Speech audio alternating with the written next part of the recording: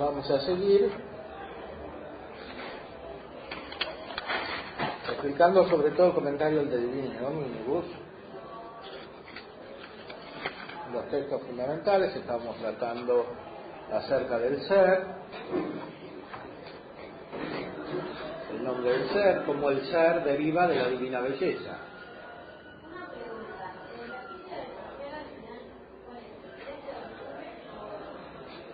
En octubre, sí, 13.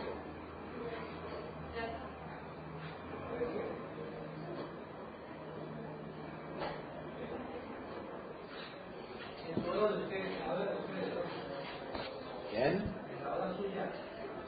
En la hora mía, sí, porque hay más tiempo.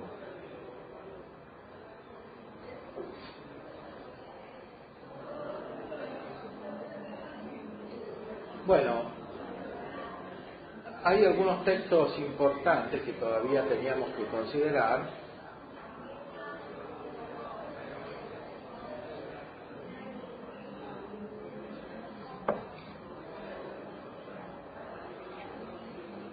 Por ejemplo, el 237,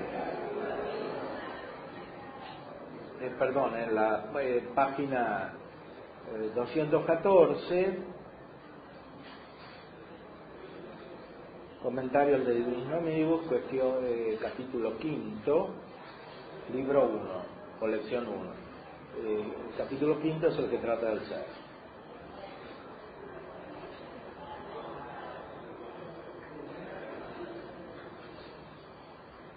Dice, resumiendo, que todos los existentes tienen la medida del ser desde el preexistente,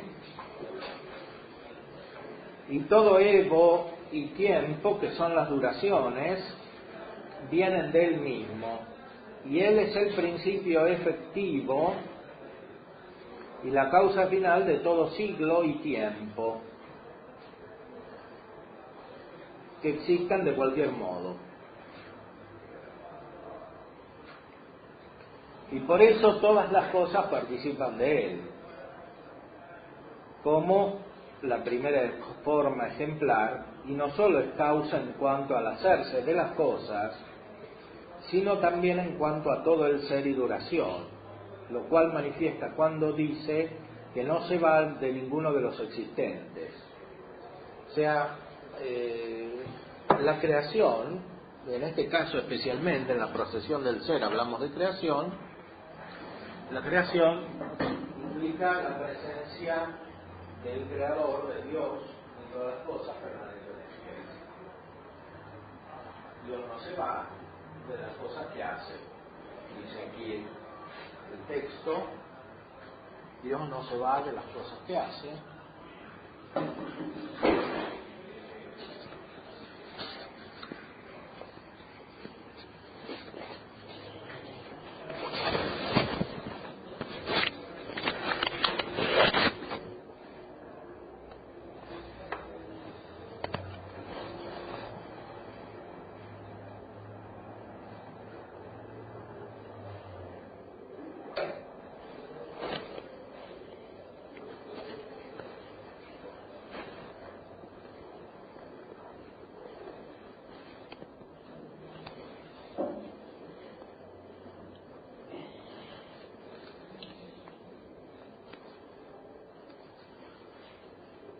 Más adelante está la consideración de la eminencia del ser,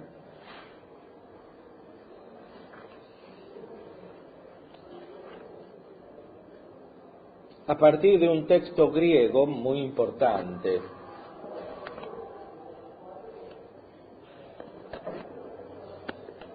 El mismo ser viene del preente, dice.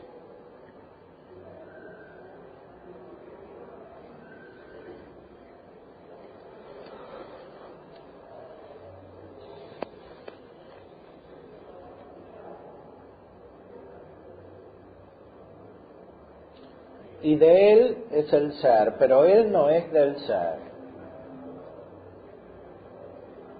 O sea, el ser pertenece a Dios, pero Dios no pertenece al ser.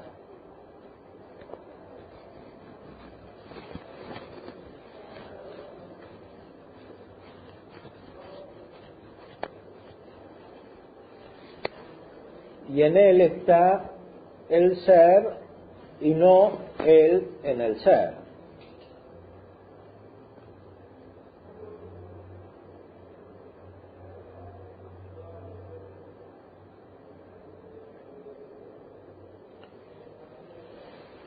Y el ser lo tiene a Él, pero Él no tiene al ser. El ser lo tiene a Él, pero Él no tiene al ser. El ser tiene a Dios, porque el ser participa de Dios, pero Dios no tiene al ser, Dios no participa del ser. ¿Tiene algo que Dios no participa de él? Sí.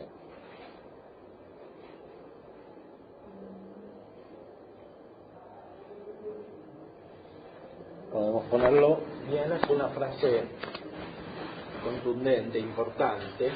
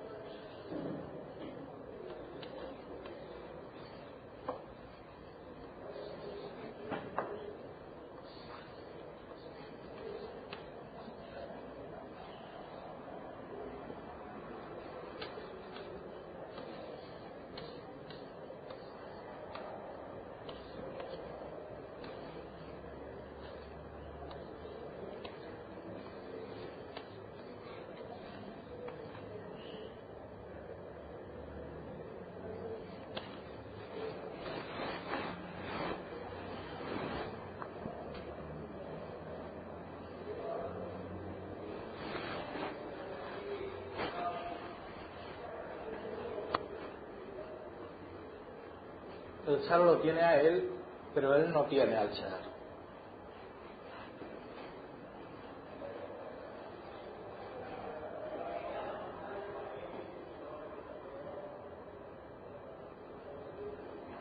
El ser lo tiene a Él, pero Él no tiene al ser.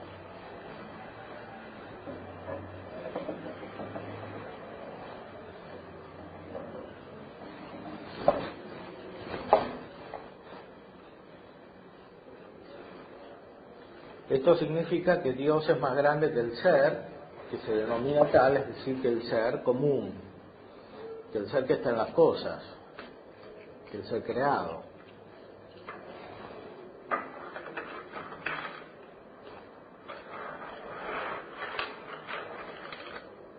Dios es la perfección de todas las cosas. Es decir, de eso mismo que denominamos ser. El ser, incluso en toda su perfección metafísica, es algo que deriva de Dios, que excede nuestra mente. Nosotros no podemos atribuirle a Dios el ser que nosotros conocemos, aunque sea el más perfecto, o aunque lo conozcamos en su mayor perfección, como en el caso del ser común.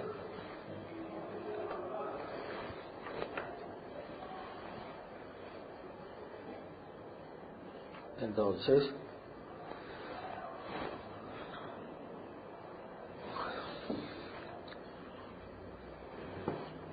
Dios es la fuente del ser, que es lo que se dice siempre, el bien es la fuente del ser.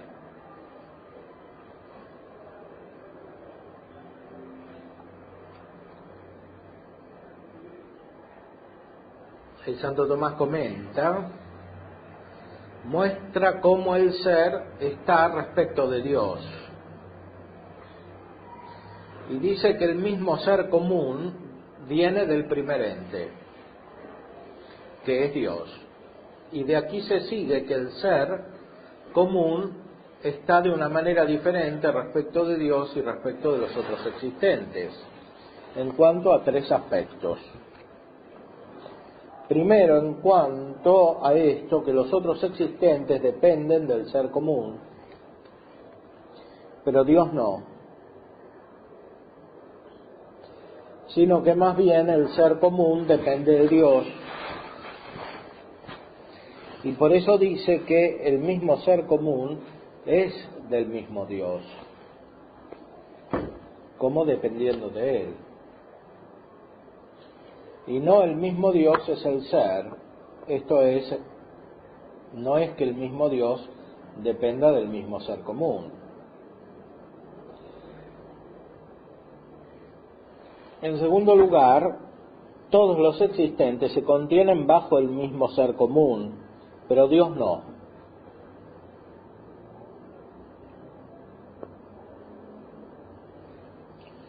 Todos los existentes se contienen bajo el mismo ser común, pero Dios no, sino que más bien el ser común se contiene bajo su virtud. Porque la virtud divina se extiende más que el mismo ser creado. Y por eso dice que el ser común en el mismo Dios está como el contenido en el continente. Y no al contrario, que el mismo Dios está en eso mismo que es el ser.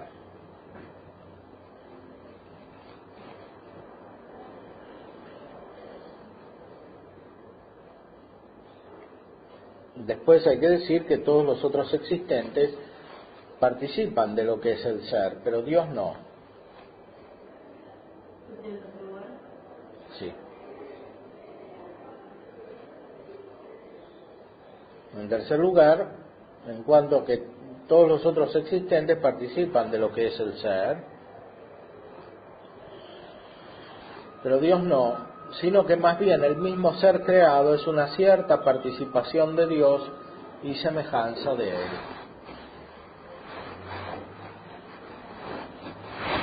Ipsum esse creatum. El ipsum esse creatum no es otra cosa que el mismo ser común.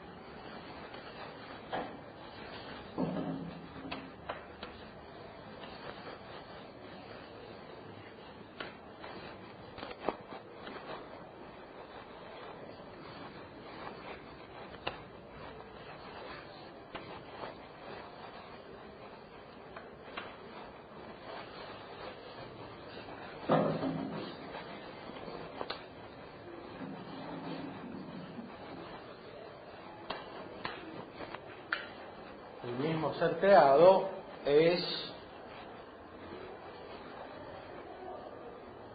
una cierta participación de Dios y una semejanza de Él.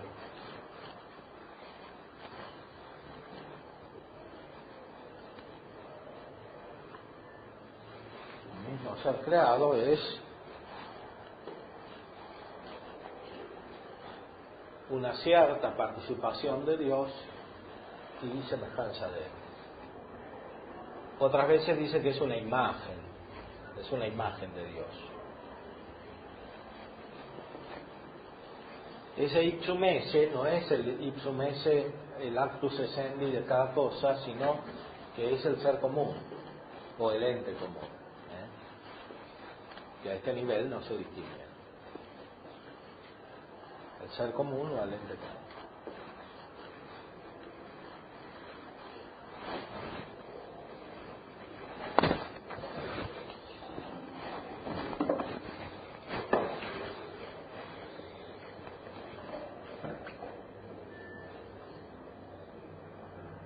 Y por eso dice que el ser común lo tiene a Él, es decir, a Dios, como participando su semejanza. Pero no el mismo Dios tiene al ser. Y por esto es manifiesto que el mismo Dios es el evo y la duración del mismo ser creado. Es decir, razón de la duración y es también principio suyo y medida.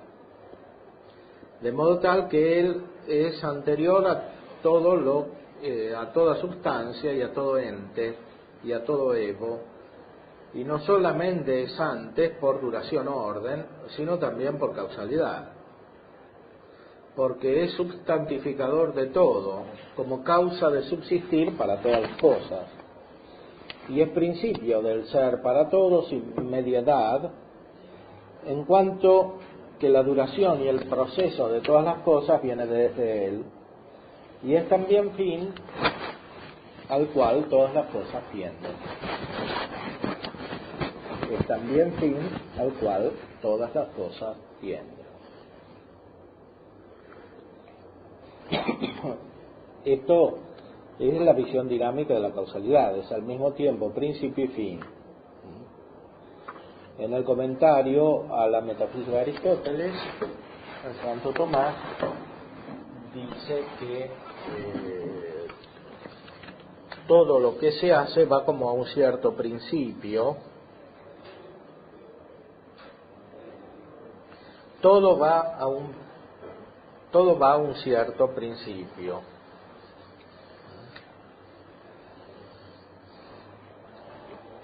O a un principio.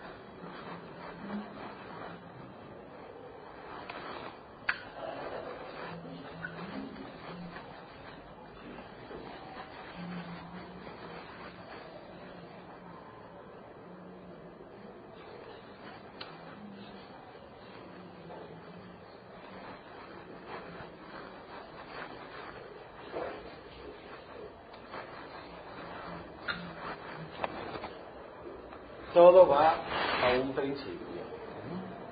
Omne ad principium vadit.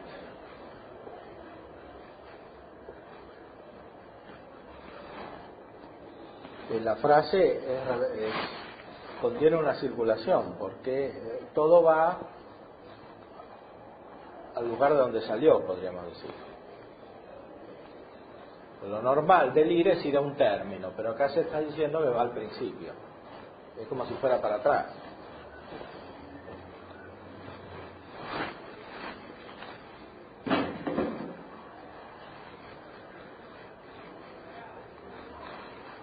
Eso está en el comentario de la Metafísica.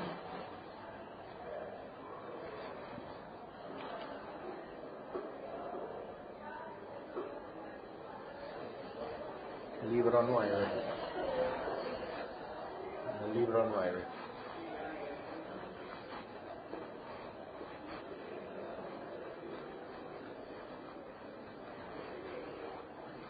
Todo va al principio.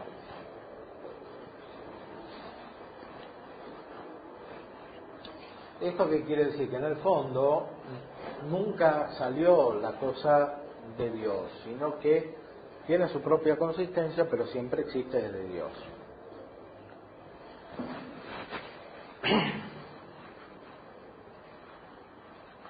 La cosa existe desde Dios.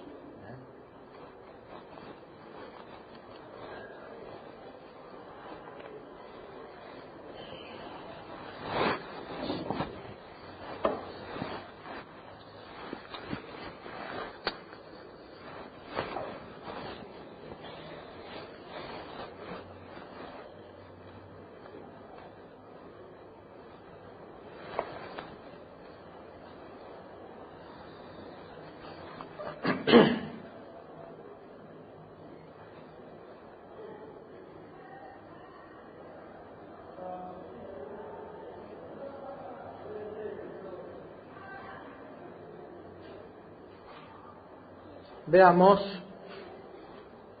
más adelante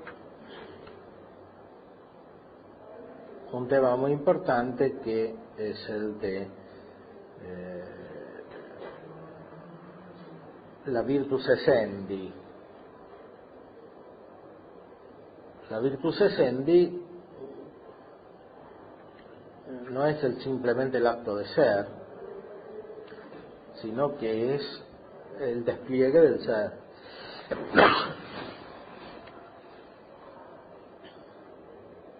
En Santo Tomás, la virtus essendi está más veces que el actus essendi. El actus essendi está unas 20 veces, la virtus essendi unas 40 veces, creo que ya lo dijimos. La virtus essendi implica como la participación inmediata del ser divino. Claro, porque virtus quiere decir poder, fuerza. Es lo que corresponde a la noción de energía de Aristóteles, a la palabra misma energía de Aristóteles, que es energía. Lo que pasa es que esto no hay que entenderlo de manera física, sino metafísica. Es decir, de una manera que no implica la potencia. Justamente en toda cosa el ser exacto es lo que da la actualidad a la cosa.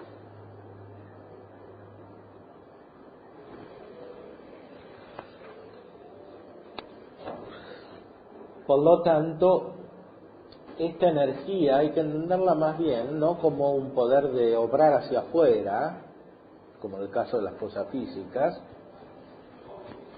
sino más bien como una atracción, es la atracción de lo perfecto, la atracción del bien o del fin.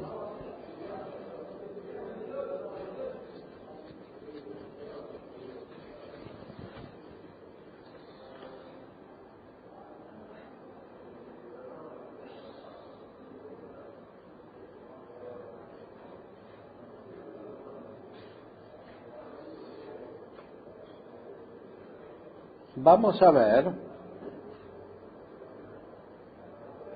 a continuación el nombre de vida.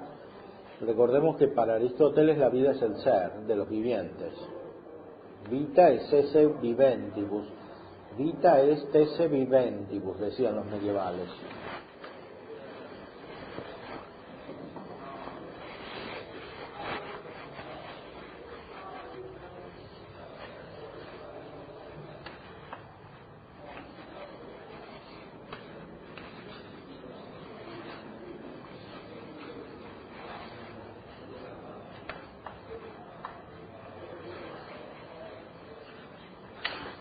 La vida es el ser para los vivientes.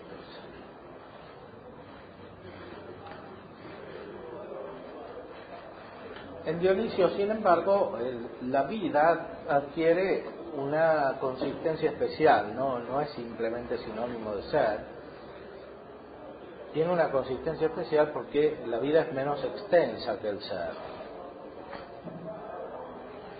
Hay menos cosas en el universo que tienen vida que las que tienen ser.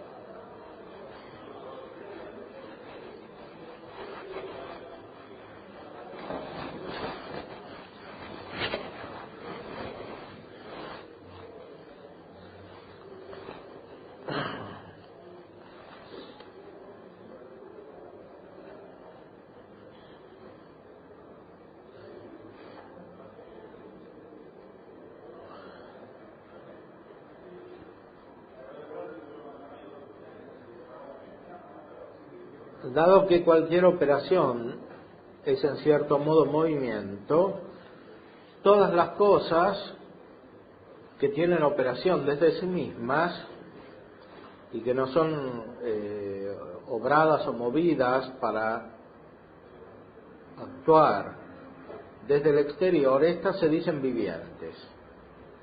Y porque la operación de la cosa sigue a la existencia suya, en el nombre de vida se entienden dos elementos, es decir, el mismo ser del viviente, y además que sea tal que le competa operar.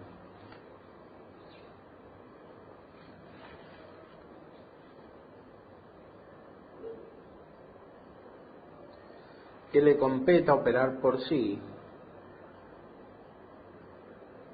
porque la operación o el movimiento del viviente está en él por sí mismo.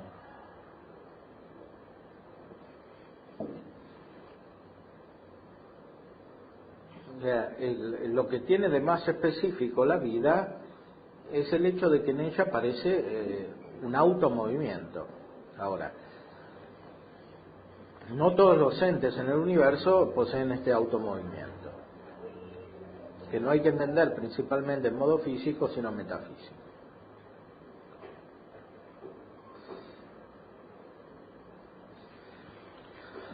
Dios es la vida, pero además es la causa de la vida en el sentido que produce una vida común. Así como hay un ser común, hay una vida común. ¿En qué sentido hay que hablar de comunidad? Ya lo explicamos anteriormente a propósito del ente común. Dice Santo Tomás en el capítulo 6, como se dijo arriba, que el mismo ente primero es el ego, es decir, la medida y la causa de lo que es ser por sí. Esto es del mismo ser común. Así también aquí hay que decir que la vida divina, que es supereminentemente viviente, es causa que hace y conserva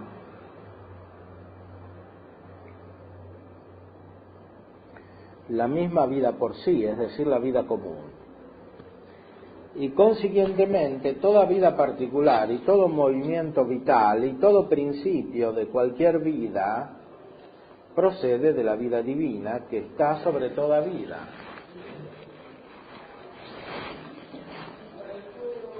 Todo principio procede de la vida divina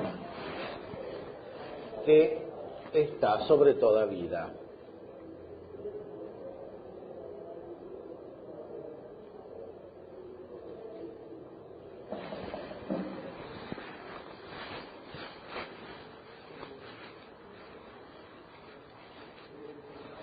En este sentido, Dios es como un viviente que abarca a todos los vivientes.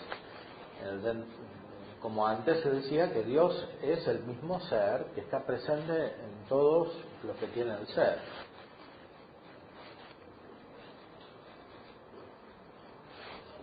Esto, por supuesto, no hay que entenderlo en modo panteísta, como si fuera una especie de evolución creadora de Bergson,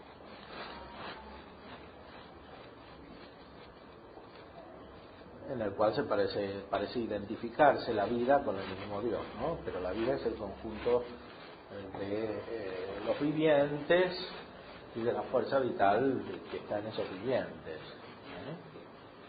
que sería algo común. No, aquí los vivientes son entendidos como sustancias.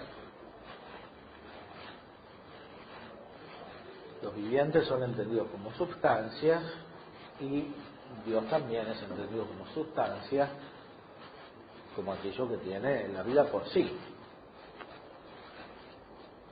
No se desfiguran los contornos de la sustancia, sino por el contrario, se ve la sustancia de su perfección.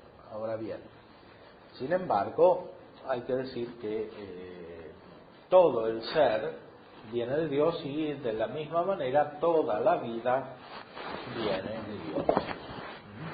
Y está presente Dios cada vez que hay un viviente que actúa y que tiene vida.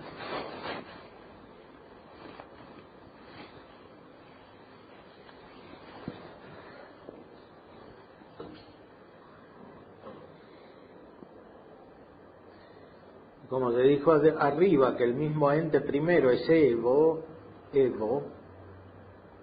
es la medida de la duración de los ángeles, de la sustancia inmaterial. Como se dijo arriba que el mismo ente primero es Evo, esto es medida y causa de aquello que es ser por sí, esto es del mismo ser común. Así también hay que decir aquí que la vida divina, que es supereminentemente viviente, es causa hacedora y conservadora de la misma vida por sí. Esto es de la vida común y consecuentemente de toda vida particular y de todo movimiento vital, y todo principio de cualquier vida procede de la vida divina, que está por encima de toda vida. Todo principio de cualquier vida procede de la vida divina, que está por encima de toda vida.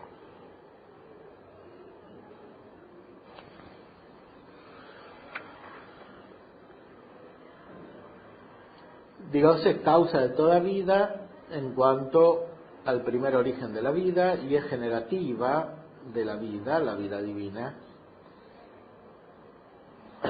porque el hecho mismo de que un viviente puede ser generado por otro viviente, esto es por la vida divina. Y cumple además la vida, porque el hecho de que el viviente, llevado de lo imperfecto a lo perfecto, viene de la vida divina, y es divisiva de la vida porque las diversidades de los vivientes proceden de la virtud de la vida divina. O sea, Dios causa la vida en modo vital, podríamos decir. No es solamente que Dios causa la vida como causa el ser, sino que causa la vida en modo vital, en modo viviente.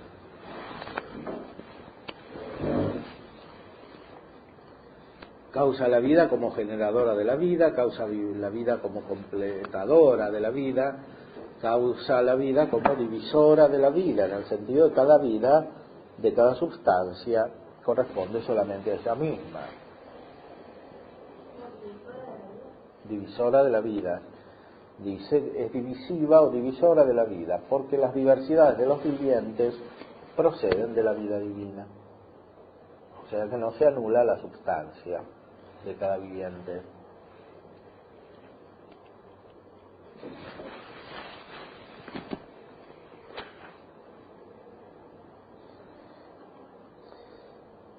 Después de la vida encontramos la sabiduría, que es todavía más restringida que la vida, porque es una perfección que corresponde a algunos vivientes, no a todos.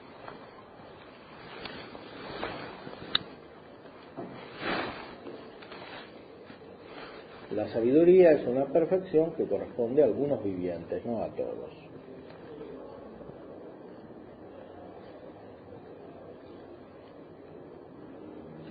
Hay que considerar que siempre en lo posterior se salva lo anterior o lo primero.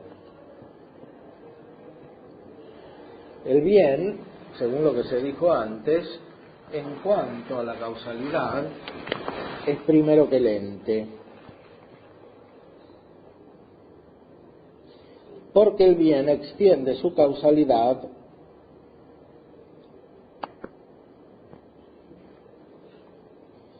también a los no entes. El ente se extiende a más cosas que la vida,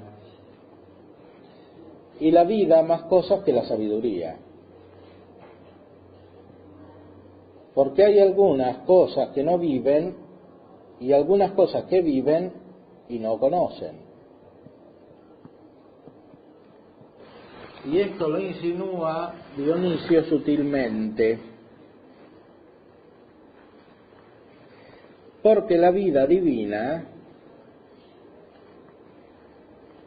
dado que según el intelecto presupone la bondad, la nombra buena, y porque presupone el ser inmutable, la nombra eterna. Pero porque a la vida no le falta ninguna sabiduría, la alaba desde la sabiduría, y esto de tres maneras. En primer lugar, porque la vida divina es sabia.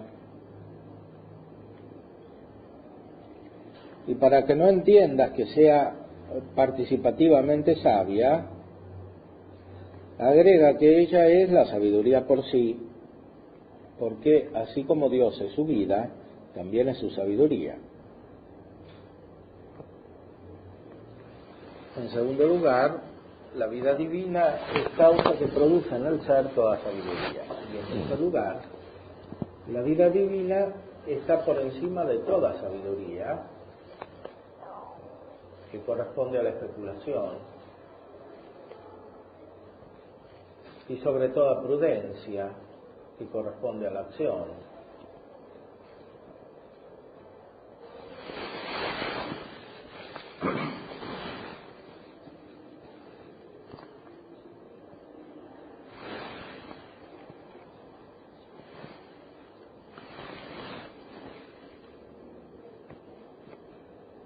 Ahora, la sabiduría está entendida en un sentido más sustancial que el del acto de la sabiduría que se encuentra en las criaturas.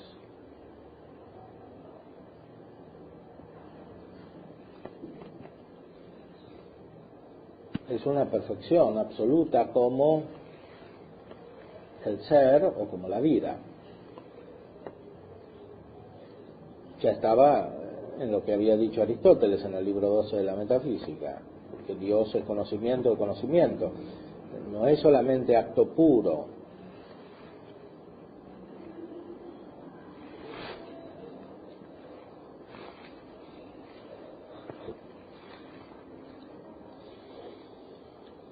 Esta causalidad universal de la divina sabiduría la manifiesta por semejanza respecto de las cosas dichas o presupuestas, es decir, por semejanza respecto de la bondad, de la esencia y de la vida. Y dice que así como se dijo antes, consecuentemente aquí hay que decir que Dios, que es causa supereminentemente sabia y abundantemente sabia, en cuanto poseyendo toda sabiduría, es causa también que da la misma sabiduría por sí, en cuanto se entiende como algo formal, sea que se lo entienda en modo universal, sea en particular, como cuando se habla de la sabiduría de este o de aquel. La sabiduría de Dios es la que da la misma sabiduría por sí. La sabiduría de Dios es la que da la misma sabiduría por sí.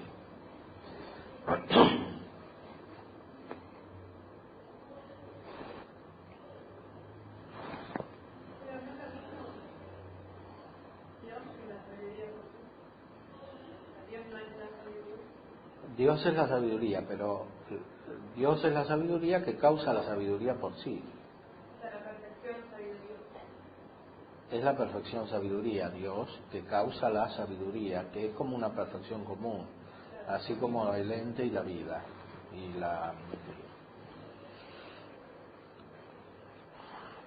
el ente y el ser, ¿no? Y la vida.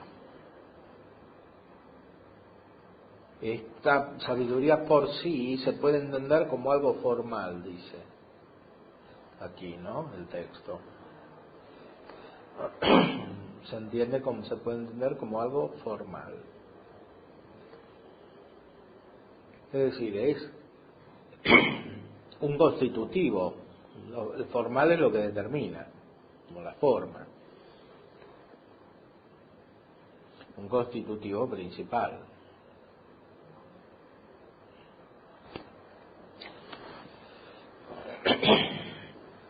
Ahora, el hecho de que la sabiduría tiene varios efectos permite nombrar a Dios de distintas maneras, porque la sabiduría es causa de la mente, es causa también de la razón. Y Dios puede ser llamado como mente, o puede ser llamado razón.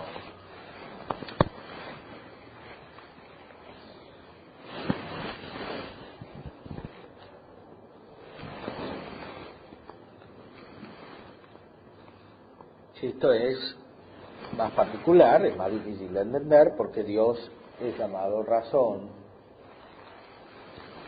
Leamos el texto del capítulo 7.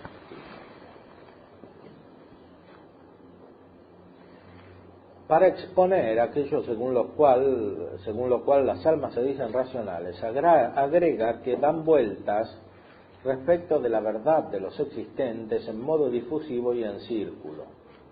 Las almas son las almas humanas que no son mentes perfectamente, por eso tienen que dar vueltas acerca de la verdad de los existentes. Esas vueltas son el símbolo de los raciocinios y también de la abstracción, como se ve en el 7º capítulo del De Divinis Nominibus.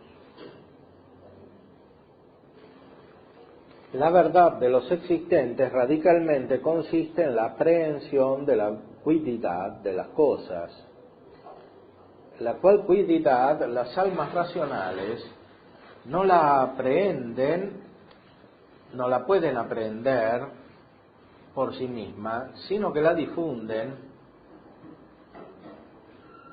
sino que se difunden por las propiedades y los efectos que rodean la esencia de la cosa.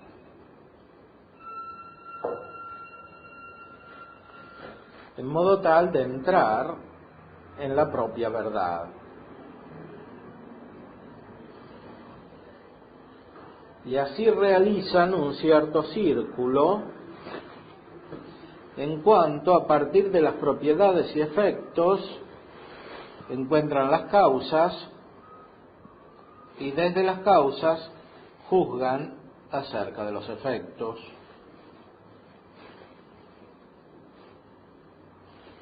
Y porque las mentes angélicas, según una unida y simple consideración, miran la verdad, son deficientes respecto de ellas las almas, en cuanto por la división y la multitud de las varias cosas se difunden hacia el conocimiento de la verdad. Y sin embargo, en el hecho mismo de que muchas cosas pueden reunirse o juntarse en una, como cuando desde muchos efectos y propiedades llegan al conocimiento de la esencia de la cosa, por eso se dice que son dignas de tener almas, por eso se dice que las almas son dignas de algún modo de ser iguales a los ángeles. O estas almas las tienen los hombres en modo tal que sean dignos de ser iguales a los ángeles. Esto es según la propiedad y la posibilidad de las almas. Pues la inquisición de la razón termina en la simple inteligencia de la verdad, así como comienza en la simple inteligencia de la verdad que se considera en los primeros principios. Y por eso en el proceso de la razón hay una cierta convolución como un círculo, mientras la razón, comenzando desde algo uno, procediendo por muchas cosas, termina en algo uno. El círculo es un símbolo de la razón. O sea, en los hombres hay intelectus que los hace semejar a los ángeles, pero principalmente son racionales. Ahora, la racionalidad no tendría ningún sentido sin este intelectus.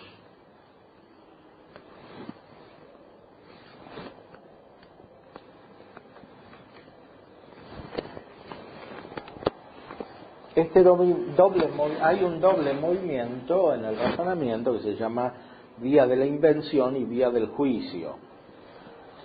Invención significa encuentro, investigación, significa encontrar lo que todavía no se tiene. La vía del juicio quiere decir ver desde los principios que ya se poseen universalmente lo particular.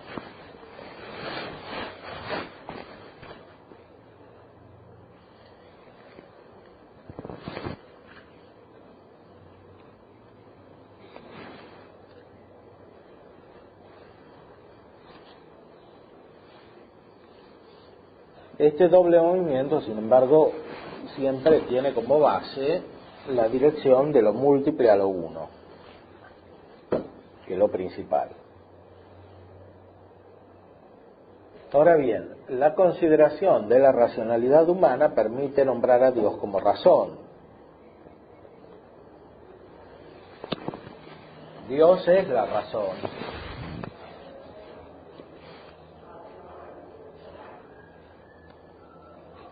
Lo es por ser causa de la razón humana, así como era bien por ser causa del bien, y ser por ser causa del ser. Dios es razón también en cuanto es lo que explica todo el universo, en cuanto es causa de él, y aún por estar en él todas las razones o causas segundas de las cosas existentes. Dios es también razón, sobre todo por ser la esencia simplicísima en la que de modo simple se contienen todas las esencias.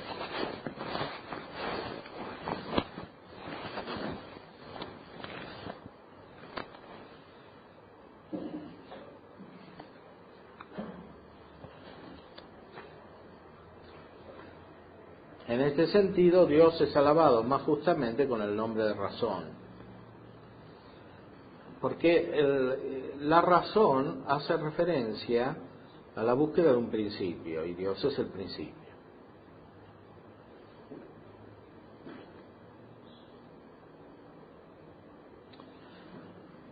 El nombre divino de razón tiene distintos significados, pero todos tienen en común esta dirección de lo múltiple a lo uno.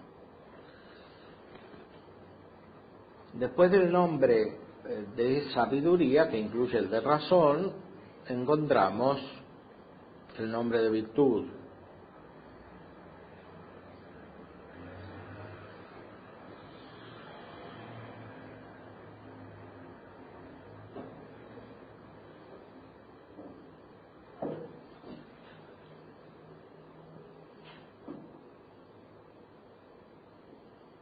La virtud hay que entenderla en un sentido anterior al moral. No es la virtud como hábito para obrar bien en las potencias, sino que es la virtud en general, que engloba también estos hábitos.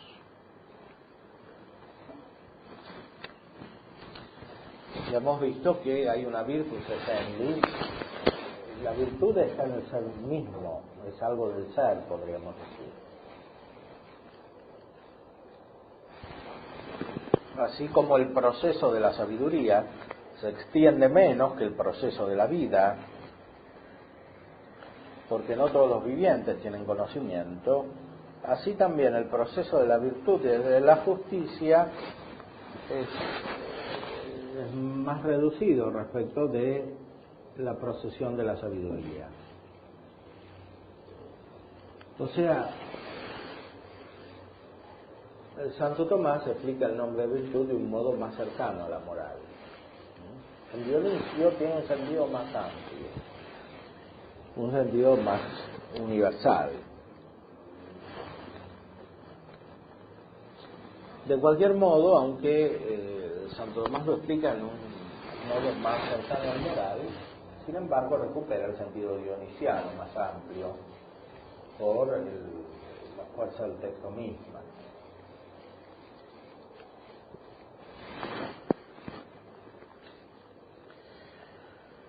Leemos, por ejemplo, en el comentario capítulo 8, manifiesta la infinitud de la divina virtud por signos y ejemplos, y dice que la divina virtud por la abundancia de lo posible, es decir, de la potestad, afirma también las cosas que son no firmes.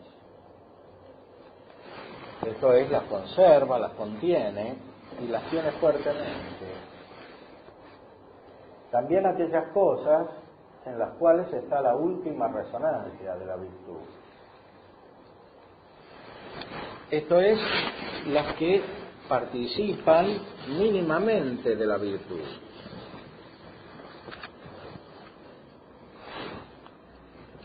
Lo cual es signo de infinita virtud.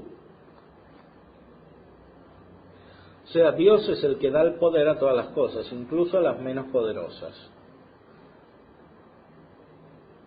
Y esto es signo de una potencia mayor. Como vemos en las potencias de las cosas sensibles, que las luces, que son muy esplendorosas, pueden ser vistas también por aquellos que tienen vista débil, y que los grandes sonidos llegan incluso a los que tienen oído débil, los cuales no reciben fácilmente los sonidos. Y además de esto, no se puede extender la virtud de la luz y del sol, porque lo que absolutamente no tiene oído no puede oír por más que sea grande el sonido, y lo que totalmente no ve no puede ver una luz esplendorosa. O sea, aquí se considera toda la realidad como siendo de alguna manera fortificada por la virtud divina. Todas las cosas tienen como una potencia activa que corresponde al ser, porque la virtus essendi es poder del ser para ser, pero este poder del ser para ser incluye, de algún modo, el poder activo, es decir, la influencia sobre otras cosas.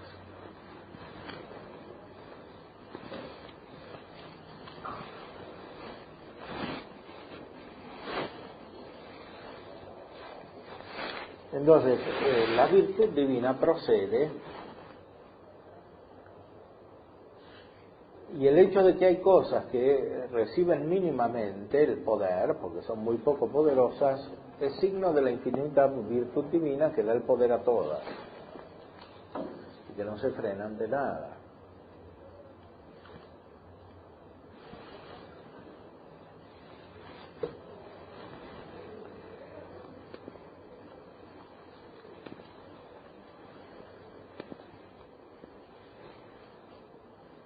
El poder de Dios, por supuesto, se manifiesta en el hecho que da el ser, juntamente con el poder del ser. A todos los existentes da el poder y el ser determinado, y esto le conviene por la abundancia de su virtud excedente, que da a todas las cosas las bondades, infundiendo copiosamente. Da a todas las cosas abundantemente, como dice Jacob, como se dice en la carta de Santiago 1:5.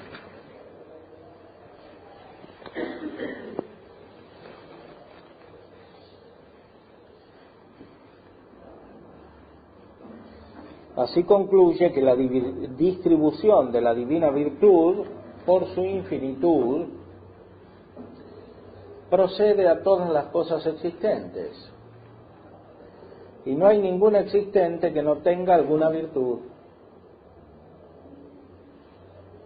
sino que es necesario que tenga o una virtud intelectual como los ángeles, o racional, como los hombres, o sensible, como los animales, o vivificadora, como las plantas, o sustancial, como las otras cosas.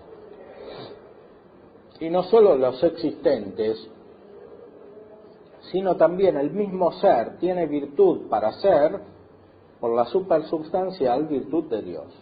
Esta frase es importante. El mismo ser tiene virtud para ser por la virtud supersubstancial de Dios.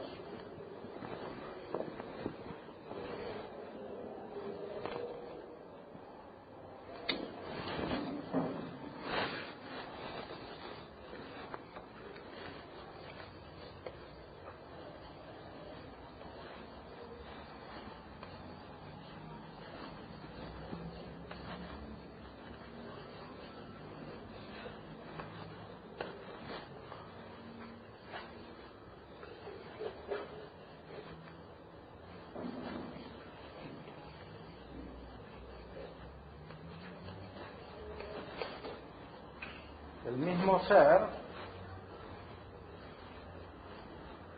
tiene virtud para ser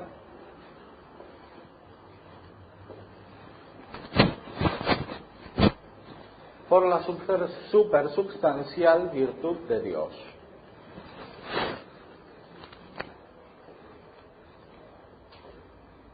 El mismo ser tiene virtud para ser por la supersubstancial virtud de Dios.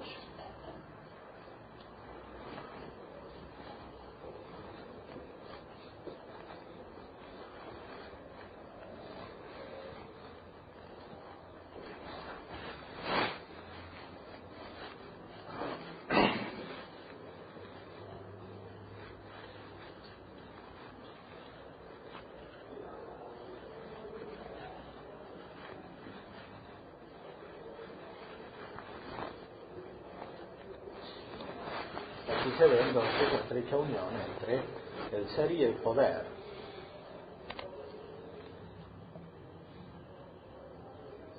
El poder es poder del ser, pero es también poder para ser.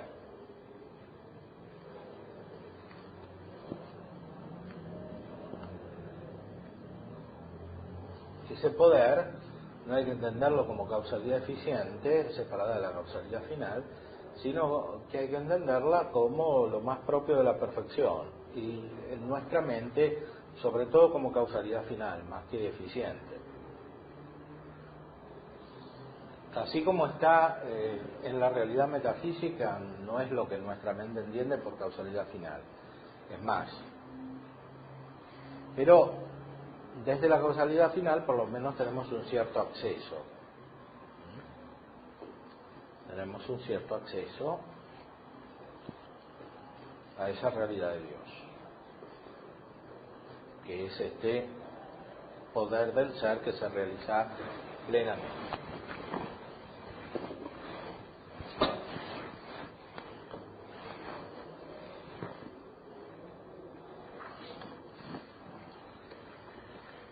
Por eso hay que decir que Dios es virtud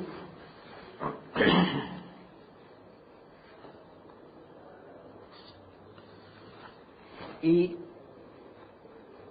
después se dice que Dios es justicia en un sentido más especial, porque en la justicia se manifiesta especialmente el poder en el sentido humano y moral. Dios evidentemente tiene la justicia en un sentido muy superior, en un sentido metafísico, porque no solamente pertenece a la justicia que distribuye a cosas diversas a los diversos según su dignidad, sino que también esta diversidad la conserve sin confusión,